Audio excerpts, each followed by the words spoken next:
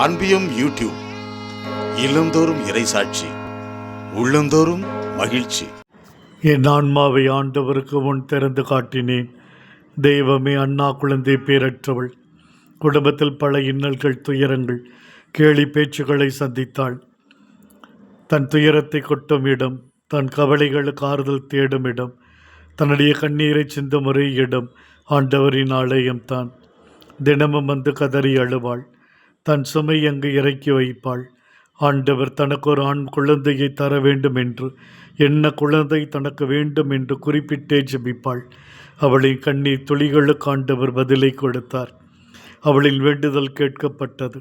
ஆண்டவர் சாமுவேல் என்கிற அழகிய ஆண் குழந்தையை கொடுத்து ஆசீர்வதித்தார். தெய்வமே, இன்றும் எத்தனையோ தம்பதியர் குழந்தை பாக்கியம் இல்லாமல் துயரப்பட்டு வாடுகிறார்கள். எத்தனை அவமானங்களையும் பேச்சுக்களையும் வாங்குகிறார்கள்.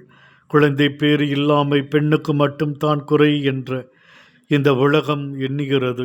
ஆண்டவர், இந்த தம்பதியரையும் பாதம் அர்ப்பணிக்கிறோம். இவர்களின் வேதனையின் ஜெபக்குரலை கேட்டருளும். எல்லா தடைகளையும் தேவரீர் மாற்றியருளும். உடலில் என்ன குறை இருந்தாலும், உள்ளத்தில் என்ன குறை இருந்தாலும் அனைத்தையும் போக்கும் ஆண்டவரே. நல்ல குழந்தை செல்வத்தை நீர் கொடுத்து ஆசீர்வதிக்கும்படி வேண்டுகிறோம். இவர்களுடைய எளிய ஜெபத்தை கருணையோடு கேளும். கண்ணீரை துடைத்து விடும் சுவாமி. இவர்களை நீர் ஆசீர்வதித்து வழிநடத்திட திருப்பாதம் பணிகின்றோம். இந்த அன்பியம் யூடியூப் சேனலை நீங்கள் ஷேர் பண்ணுங்க, சப்ஸ்கிரைப் பண்ணுங்க, லைக் பண்ணுங்க. Wish you all the best.